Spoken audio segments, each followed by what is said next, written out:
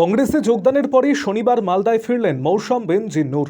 এদিন দুপুরে দিল্লি থেকে ট্রেনে মালদা স্টেশনে নামেন তিনি। এদিন তাকে পেয়ে উচ্ছ্বাসে মেতে ওঠেন কংগ্রেসের নেতাকর্মীরা। ট্রেন থেকে নেমে র্যালি করে তাকে নিয়ে যাওয়া হয় কোতোয়ালির গণি ভবনে। জেলার বিভিন্ন প্রান্ত থেকে আসা অগণিত কংগ্রেসের নেতাকর্মীরা তাকে শুভেচ্ছা জানাতে উপস্থিত হন মালদা স্টেশনে।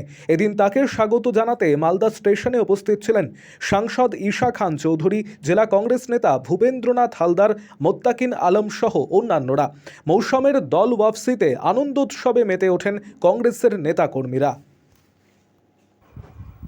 আরও আপডেট থাকতে আমাদের ভিডিও শেয়ার ও ফেসবুক পেজটিকে লাইক করে ফলো করে দিন।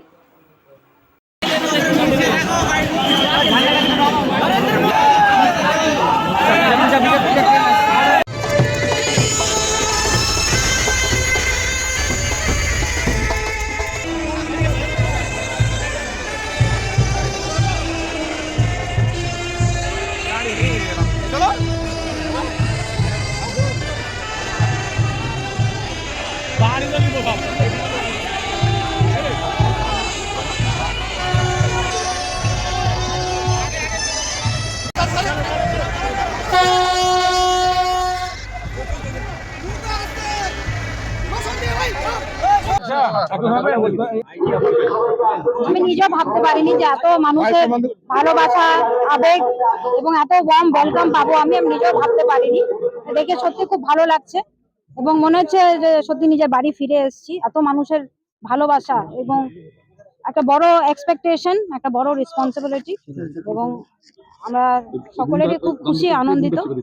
মনে হচ্ছে পরিবারের পাশে আবার ফিরে আসতে পেরেছি। আমি সকলকে ধন্যবাদ জানাই যে তারা এত মন খুলে আমাকে একসেপ্ট করেছে এবং বরকত সাহেবের সমাধিতে একসঙ্গে পুরো পরিবার, আমাদের পরিবার, কংগ্রেসের আমরা পরিবার সবাই মিলে একসঙ্গে আমরা দোয়া করলাম যে আগামী দিনে যাতে আমরা একসঙ্গে ইউনাইটেডলি কংগ্রেসকে মজবুত করার কাজ করি। তৃণমূলে যাওয়াটা কি ভুল ছিল?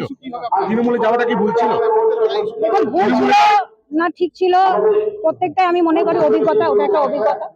তবে নিশ্চয়ই আমি বলবো যে যেভাবে মানুষ দুঃখ পেয়েছে, বিশেষ করে কংগ্রেসীরা যেভাবে দুঃখ পেয়েছে আজকে বুঝতে পারছি, এবং আমারও খুব কষ্ট হয়েছে, কিন্তু আমার মনে হয়েছে কি বিজেপিকে আটকানোর জন্য আমার সেই সিদ্ধান্ত নেওয়া দরকার ছিল, আমি নিয়েছিলাম।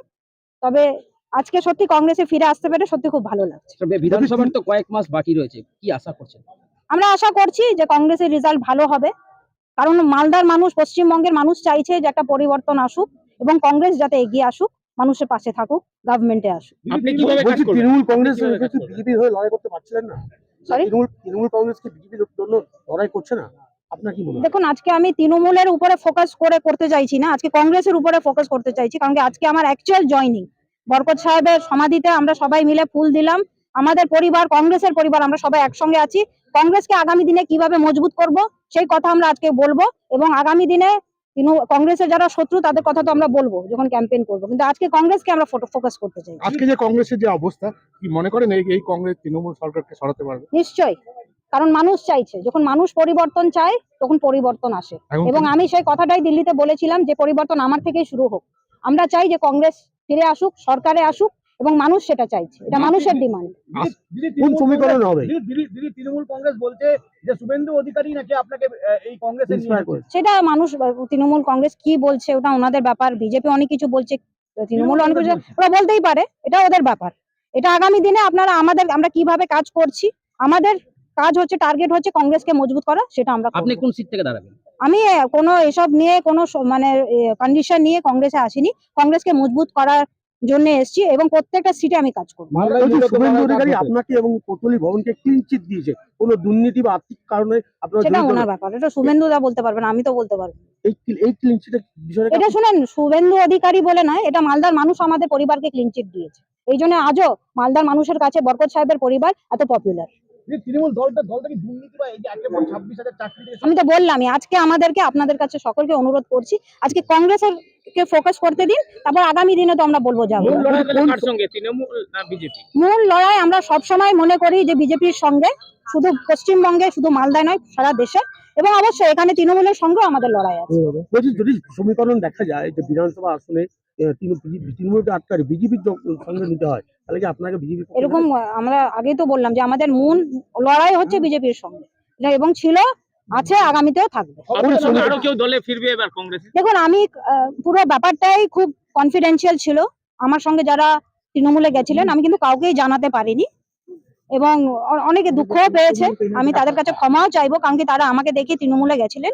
কিন্তু আমি পুরোপুরি ওনাদের হাতেই ছেড়ে দেবো এটা, যে ওনারা যদি মনে করেন যে আমার সঙ্গে ফিরতে চান, কংগ্রেস পরিবার সবাইকে ওয়েলকাম করে, এবং আমি খুব আশা করছি যে অনেকেই ফিরবে। দিদি, কোন সমীকরণে কংগ্রেস বাংলায় আবার ক্ষমতায় আসবে? আপনারা দেখবেন সমীকরণ ঠিক হয়ে যাবে। যদি কংগ্রেস মালদা বা রাজ্যে শূন্য কংগ্রেস বিধানসভায়, হ্যাঁ, এই জায়গায় লোকসভাতে তো কংগ্রেস ভালো রেজাল্ট করেছে। আমি যেটা বললাম, পরিবর্তন রাজনীতিতে, এবং আমরা দেখেছি সবসময় একটা পরিবর্তন আসে, আগামী দিনে পরিবর্তন আসবে। দলের সঙ্গে অ্যালায়েন্সে যাওয়ার ভাবনা সেটা তো লিডারশিপ ডিসাইড করবে, সেটা তো আমি ডিসাইড করতে পারি না। সবাই চাচ্ছে আপনাকে প্রার্থী হিসাবে এবং আপনাকে আবার আমি আগেই বললাম, আমি